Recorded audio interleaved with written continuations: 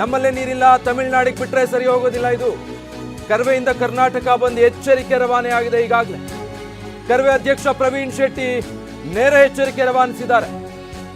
ಒಂದು ವೇಳೆ ಏನಾದ್ರು ತಮಿಳುನಾಡಿಗೆ ನೀರು ಬಿಟ್ರೆ ನಾವೆಲ್ಲ ಸೇರಿ ಕ್ರಾಂತಿ ಮಾಡ್ತೀವಿ ಅಂತ ಹೇಳಿದ್ದಾರೆ. ವಾಟಾಳ್ ನಾಗರಾಜ್, ನಾರಾಯಣಗೌಡರು, ಸಾರಾ ಗೋವಿಂದ್ ಎಲ್ಲರೂ ಸೇರಿ ನಾವು ಸಭೆ ಮಾಡ್ತೀವಿ, ಒಗ್ಗಟ್ಟಾಗಿ ಕ್ರಾಂತಿ ಸೃಷ್ಟಿ ಮಾಡಬೇಕಾಗುತ್ತೆ, ಹುಷಾರ್ ಅನ್ನುವಂಥ ನೇರ ಎಚ್ಚರಿಕೆಯನ್ನು ಕೊಟ್ಟಿದ್ದಾರೆ.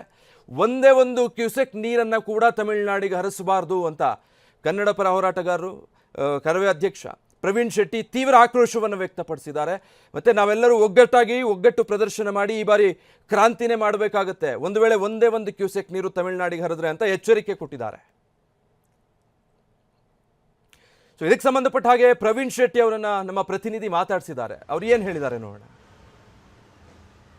ಪ್ರತಿ ಬಾರಿ ಈ ಥರ ಬರಗಾಲ ಬಂದಾಗ ಮತ್ತಷ್ಟು ತೊಂದರೆ ಕೊಡುವಂಥ ಕೆಲಸವನ್ನು ತಮಿಳುನಾಡು ಖ್ಯಾತೆ ತೆಗಿತಾನೆ ಇರುತ್ತೆ. ಈ ಬಾರಿ ಕೂಡ ಮತ್ತೆ ಈಗ ಪ್ರತಿದಿನ 15 ದಿನಗಳ ಕಾಲ 3500 ಕ್ಯೂಸೆಕ್ಸ್ ನೀರನ್ನು ತಮಿಳುನಾಡಿಗೆ ಬಿಡಬೇಕು ಅಂತ ಆದೇಶ ಮಾಡಿರುವಂಥದ್ದು ಎಷ್ಟು ಮಟ್ಟಿಗೆ ಸರಿ ಅಂತ?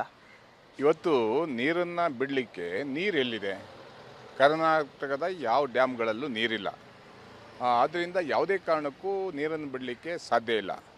ವಿಜಯ್ ಅವರು ಬಂದ ಮೇಲಾದ್ರೂ ಸರಿ ಆಗ್ಬೋದು ಅಂತ ಮಾಡಿದ್ದೀವಿ. ಆದರೆ ಮತ್ತೆ ಕಾಲು ಕೆರೆದು ಜಗಳಕ್ಕೆ ಬರ್ತಾ ಇರೋದು ನೋಡಿದರೆ ಕರ್ನಾಟಕದ ಒಕ್ಕೂಟದ ವ್ಯವಸ್ಥೆಯಲ್ಲಿ ಇದೆಯಾ ಇಲ್ವೋ ಅನ್ನುವಂಥದ್ದು ಪ್ರಶ್ನೆಯನ್ನು ನಾವು ಇವತ್ತು ಭಾರತ ಸರ್ಕಾರಕ್ಕೆ, ನಿರ್ವಹಣಾ ಮಂಡಳಿಗೆ ನಾವು ಇವತ್ತು ಪ್ರಶ್ನೆಯನ್ನು ಕೇಳಬೇಕಾಗಿದೆ.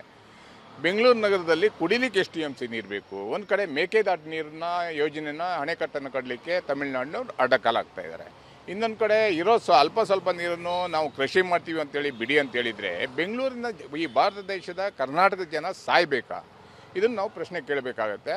ಯಾವುದೇ ಕಾರಣಕ್ಕೂ ನೀರಾವರಿ ಕೊಳದಿಂದ ಬಂದಂಥ ಮುಖ್ಯಮಂತ್ರಿ DK ಶಿವಕುಮಾರ್ ಅವರು ಕಾವೇರಿ ನೀರನ್ನು ಅಧಿಕಾರ ತ್ಯಾಗ ಆದರೂ ಪರವಾಗಿಲ್ಲ, ಕಾವೇರಿ ನೀರನ್ನು ಬಿಡಬಾರ್ದು ಅನ್ನುವಂಥ ಒತ್ತಾಯವನ್ನು ಮಾಡ್ತಾ ಇದ್ದೀವಿ. ಈಗ ಮತ್ತೊಂದು ಆಗಸ್ಟ್ 3ನೇ ತಾರೀಕು ಈಗ ಒಂದು ಸಭೆ ಫಿಕ್ಸ್ ಆಗಿದೆ. ತಮಿಳುನಾಡು CM ಮತ್ತು ನಮ್ಮ ಕರ್ನಾಟಕದ CM DK ಶಿವಕುಮಾರ್ ವಿಧಾನಸೌಧದಲ್ಲಿ ಒಂದು ಮೀಟಿಂಗ್ ಸಭೆಯನ್ನು ಇಟ್ಕೊಂಡಿದ್ರು ಇದ್ರ ಕುರಿತಾಗಿ. ಇದರಲ್ಲಿ ಏನಾದರೂ ಫಲಪ್ರದ ಆಗ್ಬೋದಾ ಅಂತ ನಿರೀಕ್ಷೆ? ಇಲ್ಲಾಂದರೆ ನಿಮ್ಮ ಹೋರಾಟ ಯಾವ ರೀತಿ ಇರುತ್ತೆ? ಖಂಡಿತವಾಗಲೂ ವಿಜಯ್ ಅವ್ರ ಜೊತೆ ನಮ್ಮ ಕಾಂಗ್ರೆಸ್ ಸರ್ಕಾರ ಅಲಯನ್ಸ್ ಇದೆ. ಇವತ್ತು ಮಾತಾಡಿ ನೀರಿನ ಸಮಸ್ಯೆನ ಬಗೆಹರಿಸಬೇಕು. ತಮಿಳುನಾಡಿಗೆ ಕೇಳ್ತಾ ಇರುವಂಥದ್ದು ಕುಡಿಲಿಕ್ಕಲ್ಲ, ಅವರು ಕೃಷಿ ಕೇಳ್ತಾ ಇರುವಂಥದ್ದು, ಅವ್ರ ಪಾಲನ್ನಂತಲೇ ಕೇಳ್ತಾ ಇದ್ದಾರೆ. ಅವರಲ್ಲ ಅಣೆಕಟ್ಟು ಕಟ್ಟಿರೋ ನಮ್ಮ ಮಹಾರಾಜರು ಕಟ್ಟಿರುವಂಥದ್ದು. ಮಾತುಕತೆ ನಡೀಲಿ, ಒಳ್ಳೆಯದಾಗಲಿ, ಶುಭ ಸುದ್ದಿ ಬರಲಿ. ಒಂದು ಪಕ್ಷ ನೀರನ್ನು ಬಿಟ್ಟಿದ್ದೇ ಆದರೆ ಯಾವುದೇ ಕಾರಣಕ್ಕೂ ಕನ್ನಡ ಪರ ಹೋರಾಟಗಾರರು, ರೈತ ಪರ ಹೋರಾಟಗಾರರು ಕೈಕಟ್ಟಿ ಕೂತ್ಕೊಳ್ಳಲ್ಲ, ಬೀದಿಗಿಳಿತೀವಿ. ಯಾವ ಮಟ್ಟದ ಕ್ರಾಂತಿ ಬೇಕಾರಾಗ್ಬೋದು, ಎಲ್ಲ ಸಭೆ ಸೇರಿ ಕರ್ನಾಟಕ ಬಂದ್ ಸಹ ಆಗುವಂಥದ್ದು ಸನ್ನಿಹಿತವಾಗಿದೆ ಅಂದರೆ ತಪ್ಪಾಗಲ್ಲ ಅನಿಸುತ್ತೆ. ವಾಟಾಳ್ ನಾಗರಾಜ್ ಅವರು, ಸಾರಾ ಗೋವಿಂದ್ ಅವರು, KR ಕುಮಾರ್ ಅವರು, ನಾರಾಯಣಗೌಡರು ಎಲ್ಲರೂ ಸಹ ಸೇರಿ ಒಟ್ಟಿಗೆ ಸೇರಿ ಮಾತಾಡಿ ಇದ್ರ ಬಗ್ಗೆ ದೊಡ್ಡ ಚರ್ಚೆಯನ್ನು ಮಾಡ್ತೀವಿ. ಕ್ಯಾಮ್ರಾ ಪರ್ಸನ್ ವಿಷ್ಣುವರ್ಧನ್ ಜೊತೆ ಶಿವರಾಜ್ ಕುಮಾರ್, TV9 ಬೆಂಗಳೂರು.